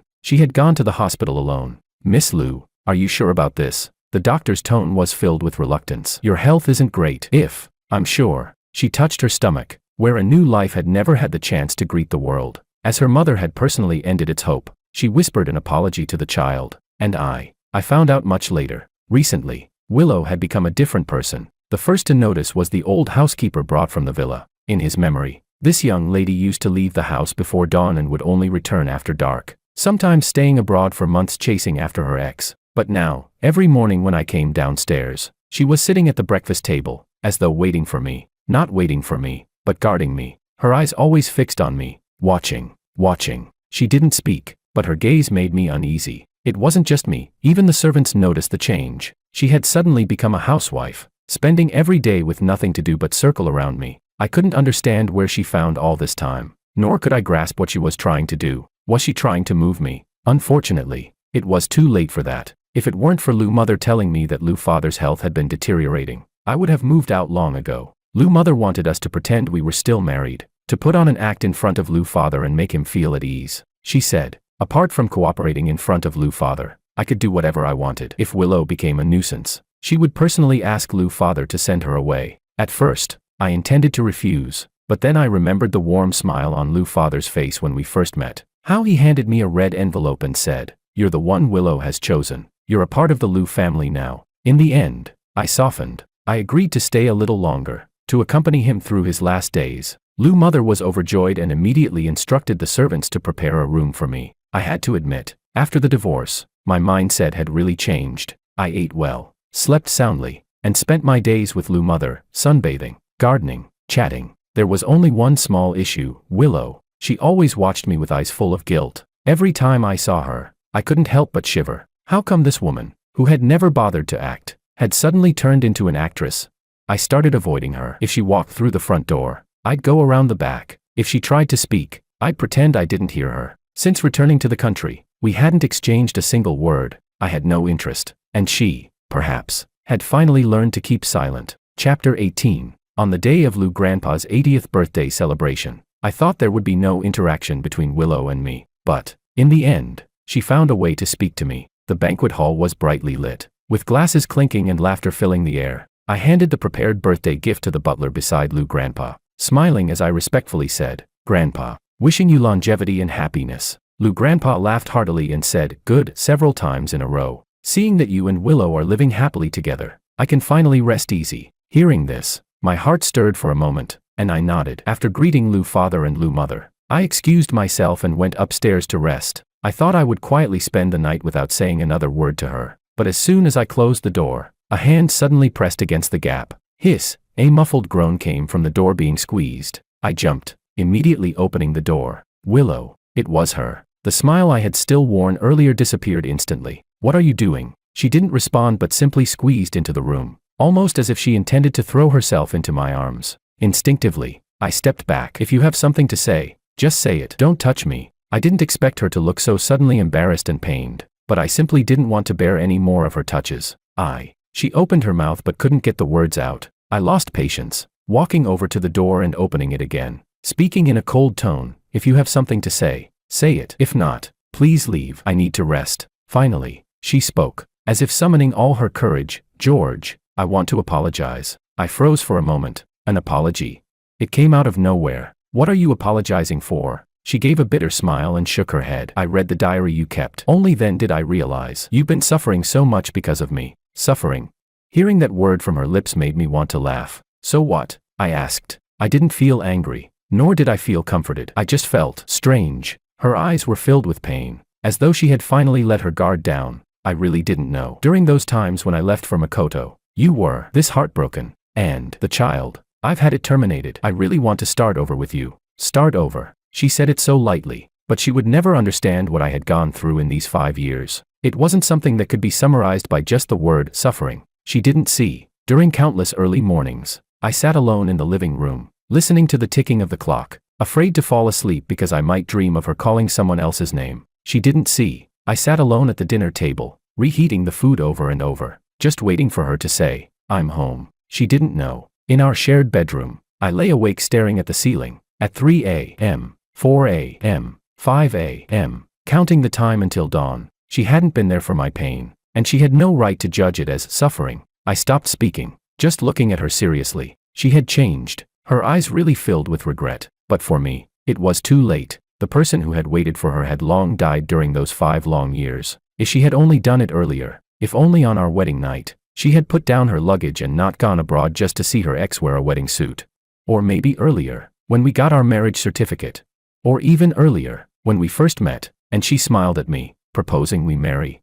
If only at that moment, she had genuinely said, "I'm sorry," perhaps I wouldn't have been trapped in this marriage for 5 long years. I wouldn't have had to wear a fake smile every day in front of the elders of the Liu family. I wouldn't have had to hold the thick diary every night, writing down my hidden sufferings and tears. Her apology came too late. It was 5 years too late, so I rejected her. She looked at me with eyes full of guilt, but I didn't spare her another glance. I simply pushed her out. "I'm tired. I don't want to hear it anymore." The door slammed shut in front of her without any hesitation. At that moment, I didn't look back. After the banquet ended, she still didn't say another word to me. She just quietly stood by my side, watching me smile and send the guests off one by one. Once the crowd had dispersed, she followed me back to the annex. As we passed the pool, I hadn't even had the chance to say anything. Suddenly, a scream cut through the air. "Move aside." I looked up abruptly. It was a deer brought as a gift during the celebration by one of the guests. After the banquet, the servants had planned to take it to the garden and secure it, but for some unknown reason, it had been startled, its antlers lowered, charging straight at me. I stood frozen, my feet stuck to the ground, my mind screaming, "Run," but my body wouldn't obey. At that moment, a strong force shoved me out of the way. "George, watch out." It was her. I turned back in a flash. I only had time to see her silhouette dive into the path of the deer's charge. Bang. Thud. She was knocked over. Her body hurled into the pool, crashing heavily against the artificial rocks. Blood blossomed in the water like a red flower, bright and blinding. Willow. Chapter 19. When Willow finally opened her eyes again, she realized she had been taken to the hospital. "George." But all she heard was Lou Mother's cold grunt. "George isn't here. It's only me." "Where's George? Is he okay? Is he all right?" She struggled to sit up, but Lou Mother was quick to push her back down. Hey, don't move. You've still got a wound on your head. Don't worry. George is fine. He just got a bit of a shock and is resting at home." Willow finally settled back down, but accidentally touched her wound. While adjusting her pillow, Lou Mother sneered, "Now you feel pain. Huh?" When George fell into the water, it was 10 times worse for him. Thinking back to the pale face of George when he was rescued, Lou Mother's heart hurt even more. She struck Willow's body a few times in frustration. "How could you? You knew George couldn't swim. Yet you left your husband to save that worthless man. Now, are you satisfied? You've lost your husband because of your tantrum." Listening to Lou Mother's complaints, Willow's heart felt even heavier. She finally understood the pain George must have gone through. She couldn't imagine how desperate he had been in that moment. Her hands clenched the blanket tighter. For the next several days, only Lou Mother came to bring her food and take care of her. Several times, Willow had wanted to see George, but in the end, she couldn't bring herself to ask. Finally, the day before she was discharged, she couldn't hold back and asked Lou Mother. But before she could say anything, Lou Mother cut her off with an eye roll. "I know what you're going to say, but forget it. George is still recovering from the shock and high fever. We're letting him rest at home. Besides, he's no longer your husband. Why should he come to see you?" "But he's still my husband," Willow began. But her words were cut short as Lou Mother slapped her on the head. "Husband? You've already signed the divorce papers. He's your ex-husband now." "But I didn't agree to it." Lou Mother rolled her eyes. Later, she had someone look into the divorce, and only then did she find out that her daughter had been tricked into signing the papers while drunk. Encouraged by Makoto, the good-for-nothing. "Who told you to drink so much that day? Serves you right." The day Willow was discharged, I was in the living room with Lou Grandpa, having tea. The moment she walked in, I saw her. We exchanged a glance for a moment. There was hesitation in her eyes, like she had something to say, but I had no intention of speaking first, and eventually, I asked, "Are you feeling better?" She nodded, but before she could speak, Lou Mother called her away. Not 2 minutes later, Lou's younger sister came up to me, smiling broadly. "Come on, let's go to the hot springs." Willow froze upon hearing this. She looked at me, but I didn't respond. Actually, I had agreed to go with Lou's younger sister. She had always been kind to me, knowing I was feeling down and insisted on dragging me out for some fresh air. I thought she wouldn't follow us, but unexpectedly, with Lou Mother's and her younger sister's encouragement, Willow also nodded and said she wanted to join. She claimed she had grown tired of staying in the hospital and wanted to get some air. I didn't object. At this point, there was no point in objecting. Along the way, Lou's younger sister chattered excitedly about the plans: snow mountains, hot springs, fruit picking, bonfire parties. She was bubbling with excitement, while Willow and I occasionally muttered a response, acting like we were paying attention. But Lou's younger sister was perceptive. After a few moments, she leaned in and gave us both a suspicious look. "You two are so strange," she said. "You're clearly a married couple, yet not a single whisper to each other. You're both just talking to me." My heart sank. Thankfully, she didn't know we were already divorced. Before I could come up with a response, she suddenly clapped her hands. "I know. George, are you still mad about the groom switch at the wedding? That was definitely Willow's fault. Let her move your luggage as punishment." I was speechless. Willow, however, kept her head lowered, saying nothing. Soon enough, we arrived at the guest house. The receptionist greeted us with a warm smile and handed over the room key. I took the key and led the way, opening the door and, out of habit, gesturing for her to go in first. But when I saw the room set up, I froze. Chapter 20. When I opened the door, I saw the large bed inside, the red sheets, with 2 towel swans nestled together, surrounded by rose petals. I glanced at the room key in my hand, then looked around the room. Without saying a word, I turned to leave. "I'll go to the front desk and book another room." "George," she called out to me, blocking the door, her eyes anxious. "Aunt is a person who can't keep things to herself. If she finds out we're not staying in the same room, she'll definitely tell Grandpa." I raised my eyes and looked at her carefully made-up face, not moved at all. "So what? The whole family already knows that I'm still angry about you switching the groom." My voice was cold. "Not staying together makes perfect sense. So what if Grandpa knows? Didn't you cause this mess?" I stared at her. "Besides, how can a divorced couple still share a room? You might not mind, but I find it disgusting." She froze as if I had slapped her. Her mouth opened and closed, but no words came out. I didn't want to look at her anymore, so I bypassed her and walked straight to the front desk to switch rooms. When I came out after changing rooms, my aunt was already coming out, wrapped in a blanket, freshly changed. She looked at us walking out of separate rooms, a flicker of suspicion in her eyes, but she said nothing. She probably already guessed what was going on. We had booked a private hot spring, with only a bamboo fence separating the male and female baths. As I sank into the hot water, I felt my whole body relax. The warm water seemed to gradually dissolve all the fatigue and tension that had built up inside me. I closed my eyes and exhaled deeply, Willow wasn't with us in the same pool. Maybe she felt awkward about it. It was fine by me. I enjoyed the quiet. My aunt was in the other pool, chatting casually with me while rubbing her shoulders. Somehow, the conversation shifted to her niece. George, have you never thought about giving Willow a chance to make things right? She had lived abroad for many years and didn't know much about our situation. Only the surface-level news about the groom switch and the lost child. She spoke carefully, with a bit of probing. I didn't open my eyes but muttered vaguely, "Let's talk about it later." But I knew it was just a deflection, because I didn't want to give her the later anymore. The sound of water stopped suddenly from the other side, and I guessed she had heard it. I didn't say anything more. After the hot spring, we went to the guesthouse restaurant at the foot of the mountain for dinner. It was a buffet, each person with a tray. She walked behind me, constantly recommending various dishes. "This one is delicious. I think you've tried this before." "I'm allergic." "What about this one?" "You didn't like spicy food before, but this one isn't spicy." "I don't like it," I answered briefly and coldly, showing no courtesy. Her expression dimmed noticeably. I didn't care, just kept walking forward. After I sat down with my tray, my aunt suddenly tapped Willow on the back. "What's going on with you? Don't tell me after 5 years of marriage, you still don't know his dislikes." I heard her sigh softly, but she didn't respond. I knew what she wanted to say. She knew nothing. We had been married for 5 years, yet she never cared about what I liked, what I was allergic to. The dinner table was always filled with food she and Makoto loved. For me, it didn't matter what I ate, who I loved, whether I was in pain or not. I ate slowly, as if chewing through the 5 years of tolerance. Afterward, my aunt suggested we go to the guesthouse's ski resort, but we were told it was temporarily closed due to weather. She changed her mind and decided to take us to the guesthouse's bar to have some fun. However, halfway there, she got a call and was called away. In the large, dimly lit bar, it was just me and Willow. I decided to stop pretending, threw off my jacket, and walked towards the dance floor. I was only wearing a black tank top, fitted,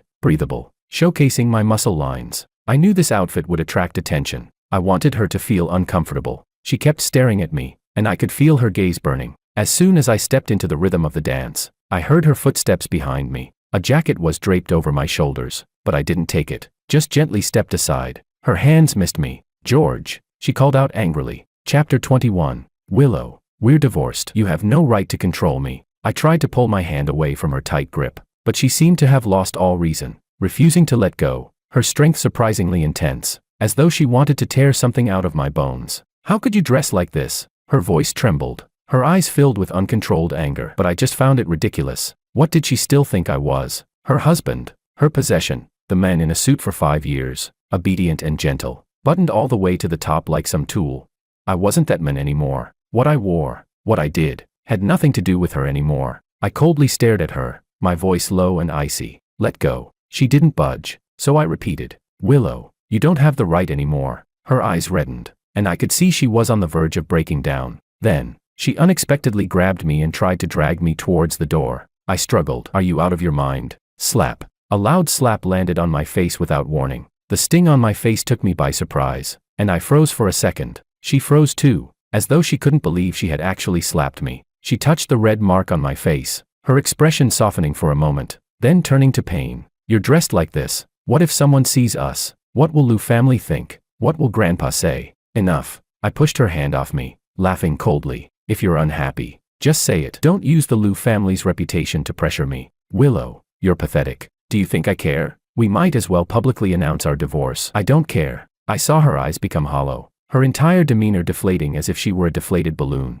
her shoulders slumping. I knew I had been harsh, but I really didn't want to pretend or endure anymore. In a low voice, I continued, "Those rumors, Grandpa, Mom and Dad don't care about what I wear. From the day I entered the Lou family, they told me how I dress, how I live, everything's my decision. Back then, because of you, I chose to tone it down." She understood immediately what I meant, but she didn't respond. I told her I was free now, and she should no longer interfere with my freedom. I turned and walked toward the dance floor. Behind me, I heard her softly gasp, but I didn't look back. At dinner, neither of us said a word. My aunt kept an eye on us, nibbling on cod and looking like she was waiting for some drama to unfold. "Are you two fighting again when I'm not around?" she mumbled with a mouthful of fish. "Willow, did you make George angry again?" We remained silent. My aunt sighed. Young people these days, no patience at all in marriage. I didn't want her to keep questioning, so I picked up my juice and handed it to her. "Aunt, it's really fine." She glanced at me suspiciously but didn't ask any more questions. When I returned to the room and shut the door,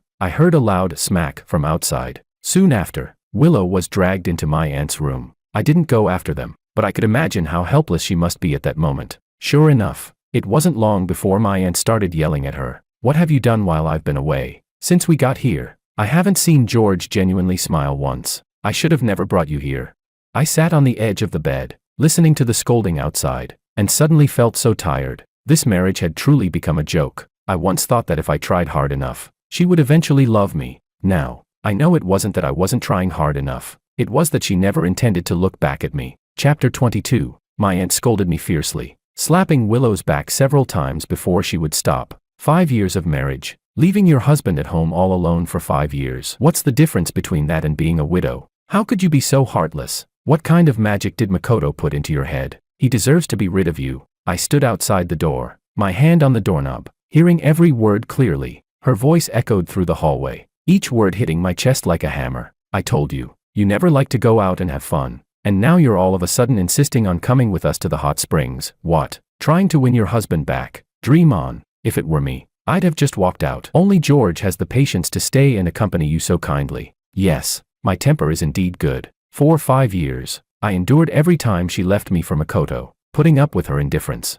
neglect, and lack of concern. I never made a scene, never argued. Even when it came to divorce, I couldn't be bothered to confront her face to face. I just had Makoto take the signed agreement to her, tricking her into signing it while she was drunk. Back then, I knew her all too well. She had never truly cared about me, so even after she signed it, she didn't remember. Just like she never remembered what I liked to eat, what I hated, or what I was allergic to. I didn't hate her. I was just too tired. Even now, she still thinks I came on this trip to play the role of her husband. She has no idea I'm no longer that. That night, I hardly slept, watching as the sky gradually lightened. When I opened the door the next morning, I was greeted by 2 pairs of panda eyes. I raised an eyebrow. "What's going on with you guys?" My aunt laughed awkwardly and waved her hand. "Nothing. I just dragged her into watching a scary movie last night. I didn't expose her, nor did I ask further." I strapped on my ski gear and hopped onto the snowcat heading to the ski resort. The snowflakes glistened in the sunlight like scattered stars across the sky,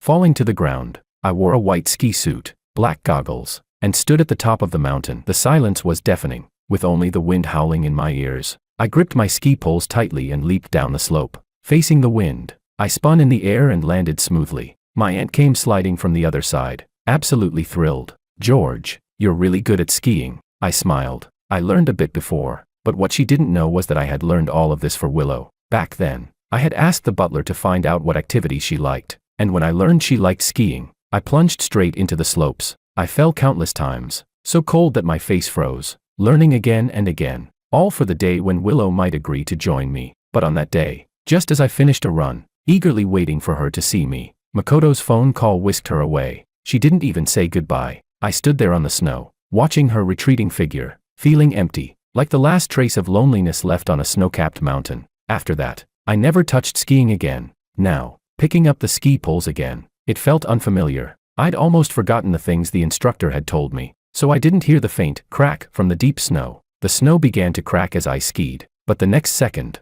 the sound of wind changed, and the ground started to tremble slightly. It was as if some giant beast was awakening within the mountain. "Avalanche!" Someone shouted from the distance. Everyone started running in all directions, looking for cover. I quickly looked up and saw a white wave of snow, like a tsunami, rushing down the mountainside. It was violent, rapid, and unstoppable. It felt like the whole mountain was howling, trying to swallow everything. My heart clenched. Without thinking, I turned and skied toward the nearest forest, but it was too late. The white wave, almost alive, came surging after me. This was the first avalanche I had ever experienced. When I realized what was happening, the snow came at me like a flood. I stood there, frozen, as if this sudden natural force had stunned me, unable to move. "George!" A shout rang out, and in the next second, a dark figure lunged at me, pinning me to the ground. "Lean forward. Cover your nose and mouth with your hands to prevent snow from entering your airways." It was her voice, calm but slightly trembling, ringing in my ears. I instinctively followed her instructions,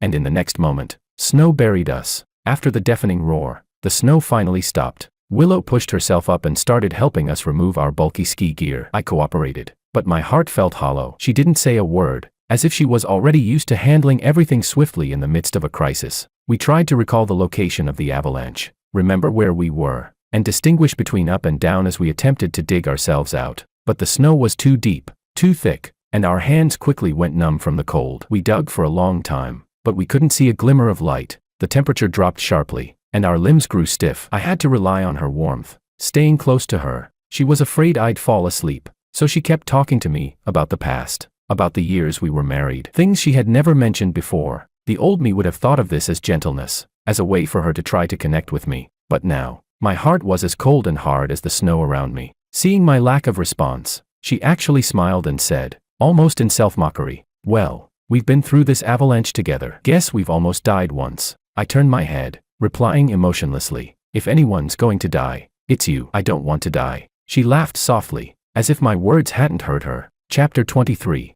I could feel my fingers growing stiffer, frost accumulating on my eyelashes, pressing heavily on my eyelids. Every movement felt like gears frozen in place, slow and heavy. Suddenly, Willow's face changed, and in the next moment, she tightly held me in her arms. I rested against her chest, hearing her trembling yet calm voice repeatedly in my ear. "George, please, hang on. Don't sleep. Whatever you do, don't sleep." She slapped my face while her body provided warmth, but I really couldn't hold on much longer. My consciousness began to drift, my vision blurred as though submerged in snowmelt. Just before I closed my eyes, I heard the sound of the thick snow being violently dug open. A beam of light finally broke through the darkness. "We found him. He's here."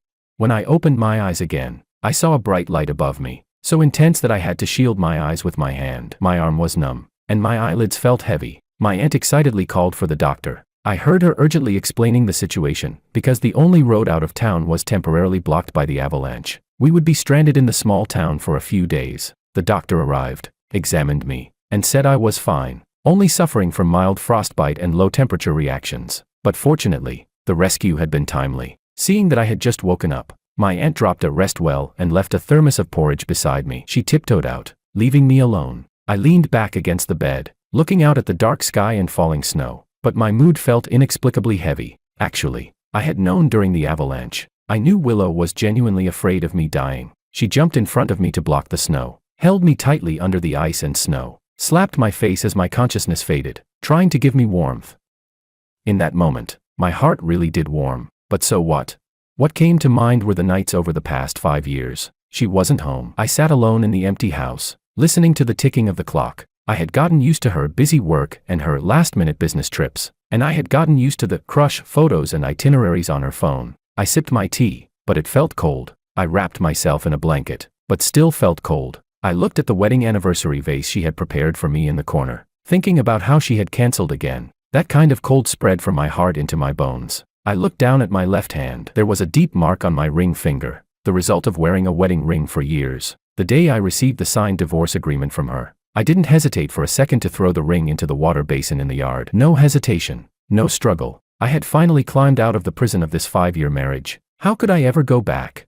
She did many things. Yes, saved my life, kept vigil, lowered her stance, said she regretted it, but I didn't want to go back anymore. At that moment, the door knocked. "George," her voice called out. I didn't show too much indifference. After all, she had saved my life. I nodded. "Thank you." She came in and sat down at the edge of the bed. I could tell she wanted to say, "We're still married." But in the end, she just said, "It's my duty to save you." I didn't respond, only looked out at the snowy sky. She continued, telling me how our trip had been interrupted by the avalanche, and the roads would be temporarily closed. In other words, we would be stuck in this small town for a few more days. I lightly closed my eyes and said in a calm tone, "Okay, now." I wouldn't argue, question, or fight. She could no longer guess what I was thinking. Fortunately, the town's signal tower was quickly repaired, and Willow immediately contacted home to report our safety. But we still couldn't leave, because of the snow accumulated from the avalanche. The only road out of town would take 3 more days to be cleared. Additionally, I hadn't fully recovered, and the doctor advised me to rest, so we decided to stay for a few more days. She stood by the bed explaining these things to me, and as I listened,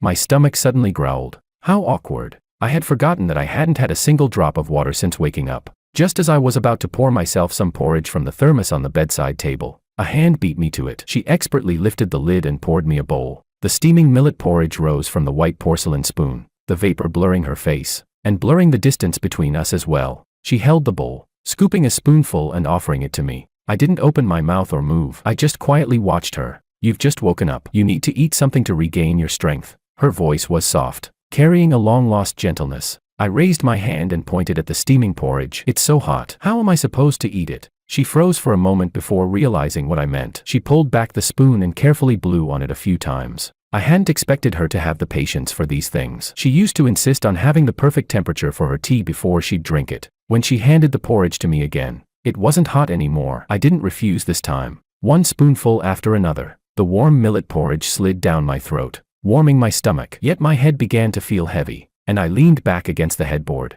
my eyelids growing so heavy I could barely keep them open. Just as I was about to close my eyes, she suddenly took my hand. "George." Her voice was soft but carried a seriousness and hope I hadn't heard before. "Can you, for the sake of the avalanche, give me a chance to make up for everything? A chance to win you back?" I snapped awake. I opened my eyes and looked at her, pausing for a moment. I had originally planned to say, "We're done," but suddenly, a thought popped into my mind. I looked at her face, and a faint smile slowly curled at the corners of my lips. "Let's talk about it later. I'm tired." Her eyes lit up, as though she had just found something precious, and she immediately stood up, pulling the blanket up over me. Okay, you rest. I won't disturb you." When the door gently closed behind her, the room fell silent once again. I opened my eyes. There was no trace of sleepiness left. My lips curled into a small, ironic smile. "Win me back, Willow. This game has only just begun." Chapter 24. Her words, "Give me a chance to win you back," had a sharp effect on Willow, almost like acupuncture,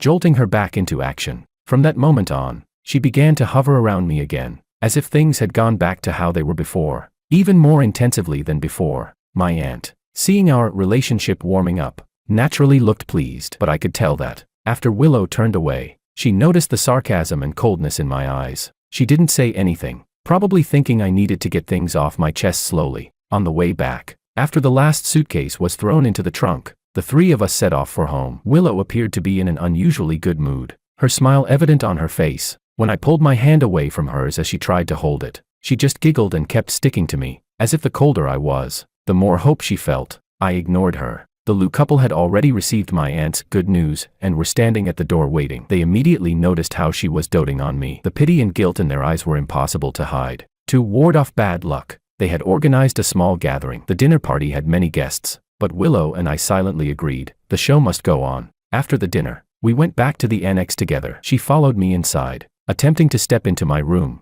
I blocked her. "What do you think you're doing?" She froze, seemingly unsure of how to respond. But I spoke first. "Willow, I did say I'd give you a chance to win me back, but I never said we'd be sharing a room." I paused, looking straight into her eyes. "Willow, we are in a state of divorce." Then, bang, I shut the door, without hesitation. I leaned against the door and listened for a while, knowing she hadn't left. She stood there for a while, likely recalling something, and then quietly walked away, just as I had expected. Not long after, she opened her browser, searching how to win back a man's heart. The first result was, "Give him an unforgettable birthday." How ironic. I knew she must have noticed that my birthday was this weekend. She probably also remembered how she had missed it last year, when she went to pick up Makoto from the airport. Not even looking back. That night, I sat alone in a French restaurant, waiting for 6 hours. The exquisite dishes were reheated again and again. The ice cream cakes replaced multiple times. But in the end, I ate the first bite alone and quietly asked the waiter to pack up the rest. At that moment, I knew,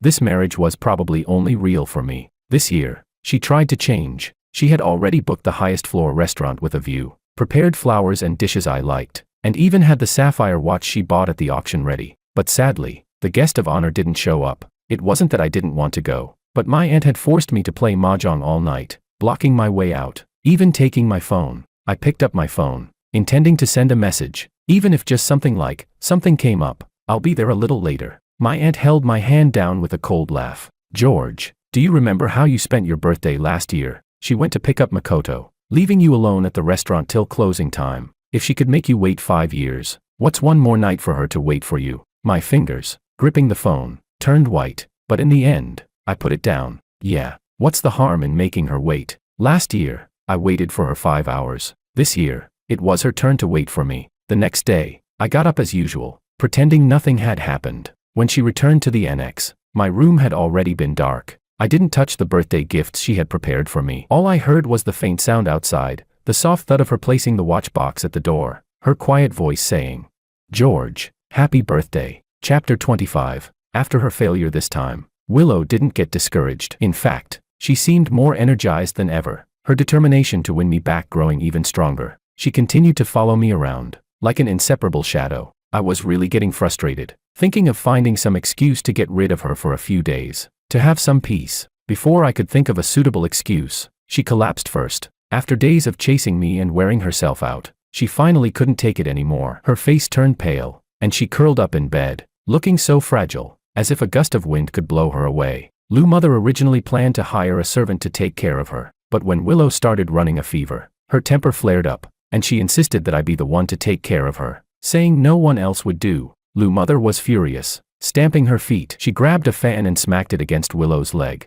"He's not even your husband. Why should he take care of you? If you want to drink it, fine. If not, just lie there and suffer." With that, she slammed the bowl of porridge on the bedside table and stormed off. At that moment, I walked in, and our eyes met. Lou Mother's angry glare. "Lou Aunt, it's okay," I said. "I'll take care of her." She paused for a moment, then sighed and shook her head as she left. With the door closed, I walked over to her bedside, set up the tray, and placed the steaming porridge in front of her. She looked up at me with pitiful eyes. "George." I crossed my arms and looked down at her. "You're not crippled. You can feed yourself," she pouted, looking utterly wronged. But in the end, she obediently picked up the spoon and started eating the porridge. I watched her eat for a while, then suddenly spoke. "Willow." She froze for a moment, looking up at me with a wary look in her eyes. "Do you remember that night you left me to go find Makoto? I was also running a fever, just like you are now, but no one took care of me." I stared at the shock in her eyes, speaking slowly, each word cold and deliberate. "That was when I found out you were pregnant." I had already decided to walk away, but in that moment, I softened. But when I looked down and saw the date on the test report, that child, the timing didn't add up. I smiled, a cold smile that even I didn't want to feel again. Do you know what I thought? I thought, even if it wasn't mine, I'd still accept it if you were willing to come back to me. But what did you do? When you found out I knew the truth, you still wanted me to be that child's father. Willow, what do you take me for? A simp? For Makoto, you didn't care about the child in your belly, running off to meet him in the middle of the night. Do you think I'd willingly raise someone else's child? If you hadn't left, if you had even just opened the door and looked at me, you would have seen me sitting there, looking at the report, and how pale my face was. I didn't look up at her as I spoke. I was afraid that if I saw any trace of guilt in her eyes, I'd soften and lose control. But then I heard her voice, low and filled with hesitation. "George." I still looked up. Her face was even paler, her lips trembling, her eyes filled with panic. She truly had never thought that one day I would stop loving her. She had always thought that I would be like before, standing still, no matter how many times she hurt me, left me, or broke her promises. I would always smile and open my arms to welcome her back. She thought too highly of herself. I said coldly, "So, stop being so melodramatic. I had endured for 5 years. What were these little grievances compared to that?"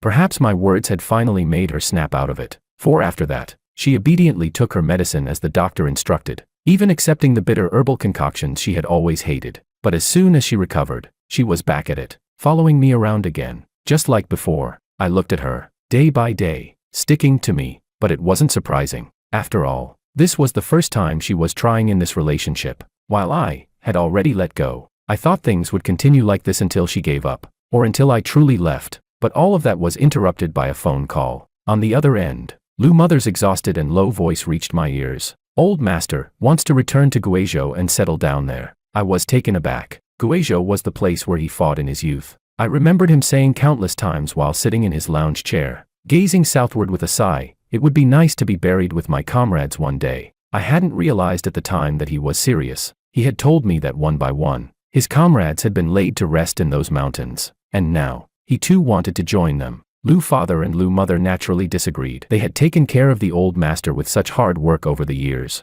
and none of them wanted to part with him. But his mind was made up, and no one could change it. Eventually, Lou Father and Lou Mother had no choice but to compromise, deciding to accompany him. The family business, the company, and all matters were handed over to Willow. The night before they left, the old master called each of us into his room. He sat in his familiar rattan chair on the balcony, the setting sun casting a warm glow on his silhouette. "George." He reached out his hand to me. My nose suddenly felt tight. In that moment, I was transported back more than 10 years. Back then, I had just come from the countryside, embarrassed and shy, too timid to speak a word, standing in the corner like a student who had made a mistake. It was him who waved me over, saying, "Come, sit here." In that moment, he pulled me into this family, pulling me into the light. I walked over and sat beside him, holding his hand. now marked with veins from age. I whispered, "Grandfather." He patted my hand, his smile kind, but there was an unmistakable sadness in it. "For these 5 years, I've made you suffer," he said.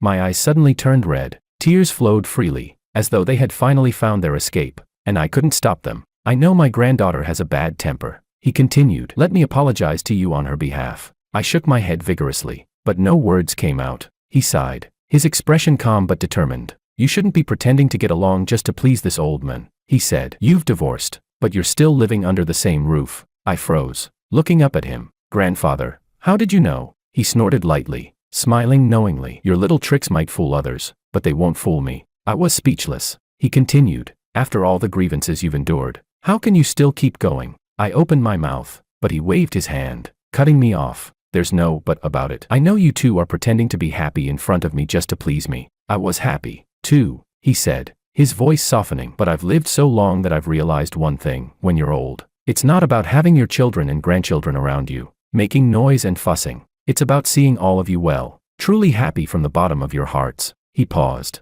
watching the hesitation in my eyes, then added with a smile, "If you're really afraid she'll keep clinging to you, I'll just take her with me." Chapter 26. I forced a smile, not saying anything more. Before leaving, Old Master Lou handed me a red envelope, and at that moment, my nose grew tight again. The words he said were something I would never forget. "George, be safe and sound." It was exactly the same as the first time I came to the Lou family. Back then, I was poor, my steps light, afraid to make too much noise. It was he who reached out to me, saying those words. This time, I still took the envelope and nodded, more heavily than before. When I turned to open the door, Willow stood up from the doorway, her face full of concern. She saw my red eyes and was about to ask me what happened when the old master's cold voice came from the room, making my heart shiver. "Willow, come in." I stood by the door, watching her hesitate for a moment, then lower her head and walk in. The door slammed shut with a thud. "Grandfather." Willow was about to sit next to Old Master Lou, but his expression darkened. "Sit, kneel." Willow didn't dare to defy him, kneeling straight in front of him. Old Master Lou sat up and looked at her. "I've known about your divorce with George for a while now, Grandfather." She looked up at him, surprised. "You knew?" "Heh, just like your father did when he chased after your mother." Back then, Lou father and Lou mother had only a minor misunderstanding, and since Lou father had a way with words, they reconciled. But unlike them, Willow had clearly hurt George for 5 whole years. "If you didn't like him, why didn't you just say it from the start? Why did you push him away, only to regret it later? Now you want to win him back. Dream on." A bad premonition surged in Willow's heart, and her pulse quickened, as if something had flown out of her heart completely. "You've let him down for 5 years, leaving him with an empty house. Now, just because you've suffered a little and faced a little hardship, why do you think you deserve to get him back? George is such a good man. He shouldn't have to continue with you." No, Grandfather." She was in a panic, her hands trembling, desperate to explain. "I truly know I was wrong. I really want to win him back. I do love him." "Willow." For the first time, Old Master Lou spoke her full name seriously. "It's too late for your regret. I've already made up my mind. I've spoken to your parents. George will be recognized as my godson, and your parents will accept him as their godson." The words hit her like a bolt from the blue, and her mind went completely blank. "So, from now on, George is your brother." Old Master Lou was never one to back down from a decision. Soon, the news of Willow and my divorce spread throughout a city. Just as they were preparing to rejoice in our downfall, another bombshell news hit them like a whirlwind. The Lou family was going to recognize me as their godson. Lou mother, with a nostalgic look, grabbed my hand. "When I first met you, I wanted to make you my godson. I didn't expect my daughter to get ahead of me, but it's not too late now." I smiled back at her, the close bond between mother and son making others envious. In the corner, Willow stared at me with eyes full of pain and frustration. Why did it turn out this way? She had been so close to winning back her husband, but now, she couldn't help but cry out in anguish. After the banquet, I cheerfully gathered the gifts people had given me and was about to return to my room. Just as I was about to open the door, I was pulled into an embrace that reeked of alcohol. The gifts in my arms clattered to the floor. I was about to call for help when the person behind me covered my mouth. "George, it's me." With a click, the light in the room was turned on. I looked at the person in front of me and sneered. "It's so late. Little sister, what do you need from me?" Hearing the word little sister, Willow seemed to be triggered. She shoved me against the wall, her eyes red. "Please, George, don't call me that. I'm still your wife. You're my husband, not my brother." Smack. I slapped her across the face. "You're drunk, talking nonsense. I've always been your brother." With that, I shoved her away and tried to push her out of the room, but in the next moment, a searing kiss landed on my lips. Chapter 27. Willow. Before I could push her off me, the door was suddenly slammed open. Lou Mother stood at the doorway, holding a cup of warm milk. When she saw the scene before her, her face turned pale. She rushed forward, grabbing Willow and delivering a sharp slap across her face. "Why are you acting like a drunk fool?" I took the opportunity to step behind Lou Mother, raising my hand to viciously wipe the taste off my lips, filled with nothing but disgust. But in that moment, I saw her eyes shatter. She stood there, stunned, slowly turning her head back, her expression blank, as if she had lost control and was on the verge of breaking down. "I'm not crazy." She dropped to her knees, pounding the floor with clenched fists, like a child with nowhere to turn. "He could have been my husband again. Why are you turning him into my brother? I was so close, just a little bit more. I just needed to try a bit harder. We could have gotten back together." Her voice was hoarse, her tears mixing with the alcohol that had soaked her cheeks. She looked so miserable and pathetic, nothing like the proud Miss Lou from before. I looked at her, unable to stop myself from speaking. "Willow, from the very beginning, I never intended to remarry you." It was like a knife had pierced her, and she finally broke down, her sobs racking her body. "But you gave me a chance. Didn't you say, 'Let's talk later'? I thought you forgave me. I love you so much." I chuckled lowly, my throat tight, but I still said it. "That chance was a lie. Giving you hope, then disappointing you. This is what those 5 years taught me. I waited for you for 5 years." I stared at her, my gaze cold. "Every time, you promised you'd come to see me, but in the end, for Makoto, you'd leave with just one phone call. What I did today was simply give back what you gave." She looked at me, her face drained of color. I continued, "You say you love me. 5 years of marriage, and I never heard you say, 'I love you' once. Now that we're divorced, you start saying you love me. Willow, don't you think you're pathetic?" I smiled as I said it, but inside, I had never been this clear-headed. "When I gave you my heart, you trampled on it. Now that I've given up, you come back to play the game of a lost soul returning." Her lips trembled as if she wanted to say something. I looked at her, as if she was a complete stranger. Slowly, I spoke. "All you've ever loved, from the start to the end, is the one person you couldn't have. I am the only thing in your chaotic life that you couldn't control. Dreams and reality, flowers and thorns, those were your choices." She shook her head, her tears uncontrollably falling. "No, George, I love you. Really, after you left, I thought a lot. I really understand now, but I don't love you anymore." I said it softly, but it felt like a final verdict. She froze, her entire being seemingly emptied. I took a step toward her, looking down at her with no emotion in my eyes. "I won't marry you again. I won't love you again. We can only be siblings. This is not a joke, not out of anger, it's my final decision." She staggered back a step, as if she had lost all her support. In that moment, I watched the light in her eyes slowly fade away, her face turning dull and gray, but I felt no pity. "Please, don't come and disturb me again." I paused, my gaze colder than ever, as if I had severed all ties. "After all, I'm your brother, and you're my sister. That's all there is." With that, I turned and walked away without looking back. Behind me, I heard Lou Mother's heavy sigh. "When you had the chance to cherish him, you didn't. What good is crying now?" I didn't turn back. Later, I heard that Willow's actions while drunk, touching and trying to get physical with me, had reached old Master Lou's ears, and he was furious. He immediately made a decision. Lou Father and Lou Mother would stay in a city to manage the family business, while Willow had to go with him to Guizhou, far away from all the trouble. Willow tried to resist, but the result was 2 hard lashes from Lou Father. I didn't see her while she was being beaten, but I knew that, before they left, Lou Father only said one thing to her: "Don't act cheap." It was a beautiful day. The sky was clear, like a freshly cleaned glass window, with no shadows. It was also the one day in my long life that I felt truly at ease. We, along with the rest of the family, escorted old Master Lou and Willow to the boarding gate for their final goodbye. I stood on the edge of the crowd, catching a glimpse of her in my peripheral vision. She was standing next to old Master Lou, with a small cut on her lip and a bandage on her forehead. She looked quiet, even lonely. I sighed softly and stepped forward, walking up to her. "Willow." She looked up at me, her eyes lifeless and still, but her lips forced a small smile. Can you give me a hug?" I opened my arms and gently pulled her into an embrace. 5 years of marriage, and not a single proper hug. Now, in this moment, I found I didn't feel much at all. It was like an old wound that finally stopped hurting, leaving behind just a dull sensation. She stayed in my arms for a few seconds before slowly pulling away. She didn't say anything, just reached into my pocket and placed something inside. Then she turned around. Without looking back, she walked towards the boarding gate. I stood there, motionless, and reached into my pocket to pull out the small note. It only had one word written on it: goodbye. I whispered the words to myself, never again.